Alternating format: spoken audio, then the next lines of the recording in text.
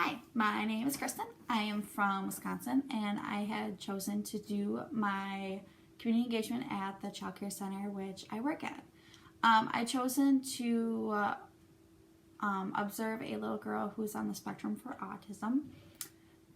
This is something that's pretty new to the center. She's only been there for 2 months, so it's new to the teacher, it's new to the directors, and it's also something that sounds like it's pretty new to mom and dad. They do have an older daughter who has Down syndrome, so part of that could be that mom and dad haven't noticed anything because they don't know any different with their first daughter who already lacks some of those developmental domains.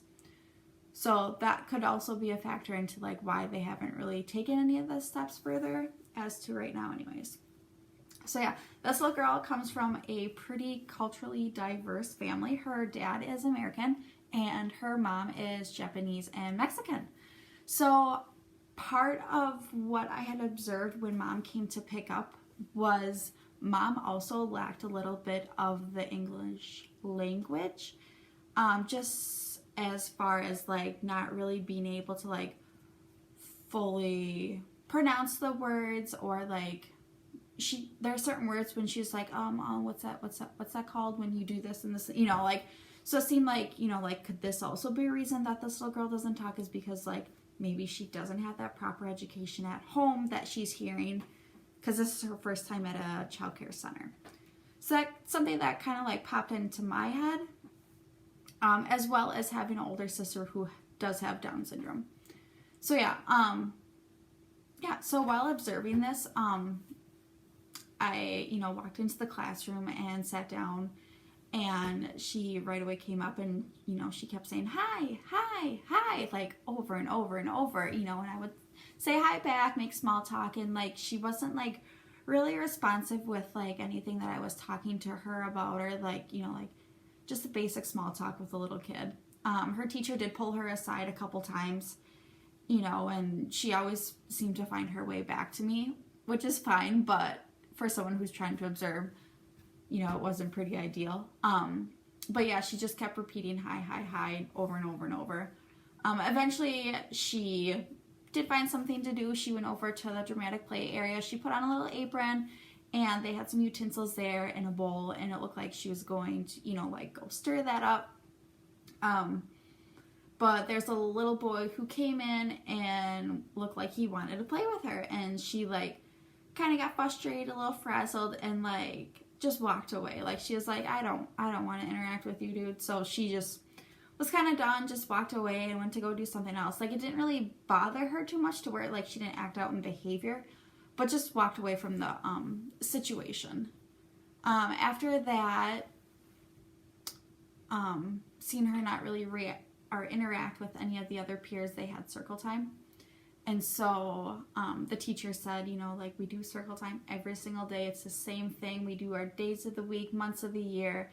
We figure out what day is today and what the weather's like. And then after that, we do our shapes and colors and, just various things like that. And so they did their days of the week right away. And like all the other kids are singing along really good. And this little girl is just like not singing at all, but she's pretty into it to where like she's moving around and like dancing to it, but still you notice that she wasn't like singing at all to it. So that was something that was a little worrisome to me, because like someone who's been there, especially with kids, like they pick up on things so quickly to where like they should be able to like understand the concept, like sing along and stuff like that. And so that's something that kind of stood out to me.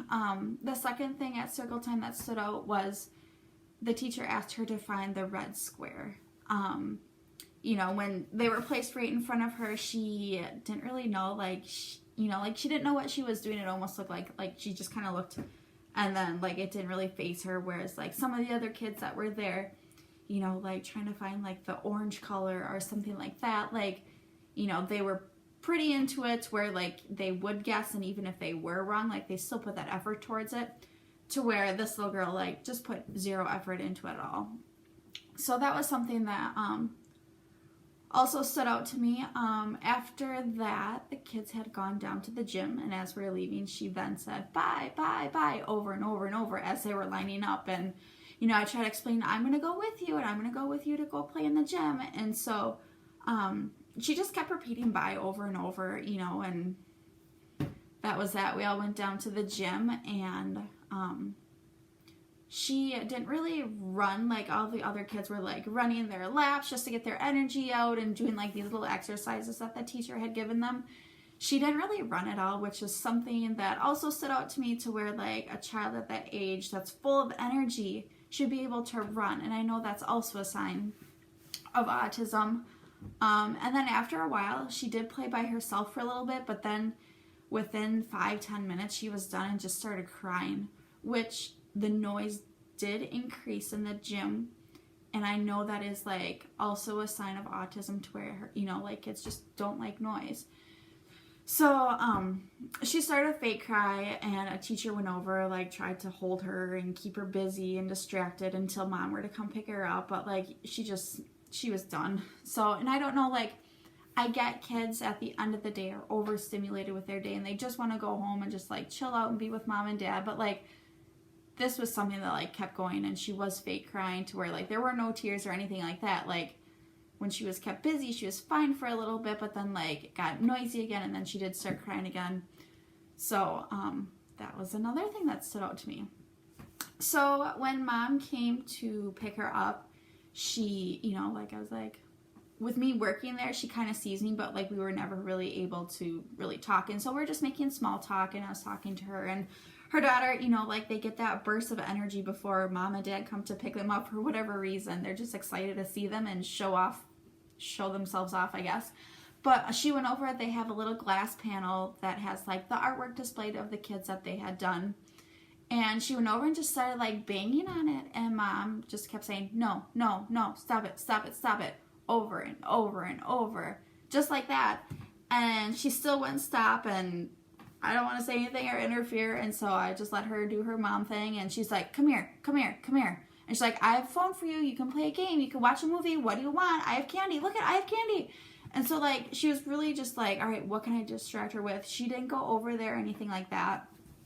Which part of me thinks like, okay, is the reason that she is so far off of this is because of her behavior that she's having at home. Like mom had her first child at 14 years old, like to where is there something that's lacking with like the parenting at home because it's just like not well educated on that, or what could be the reasoning for that? So those are a few things that had stood out to me. They had given her an assessment that for mom and dad to take home that they had completed and brought back, and they had a few things, but it also didn't match up to what the teacher's assessment had looked like, where the teacher said she had maybe 1 or 2 things that she was okay with, but she said the rest she was kind of not at that level that she should be at for her age. So that's something that was a little alarming to me, that said, okay, yes, she does have, a disability, even though it's not officially diagnosed yet. And so I asked, like, okay, what are your guys' next steps then for this child? And they said that they are in communication with the public school to have a special ed teacher come and just like work with her on like her language and other developmental domains to like help her improve and, try their best to get her where she needs to be, and just like, working with her. And so, yeah, that's the information that I had gathered. I really had fun doing this assignment. It was fun being able to hang out with a different little classroom within the center and stuff like that. So yeah, thanks for watching. Hope you enjoyed. Have a good night.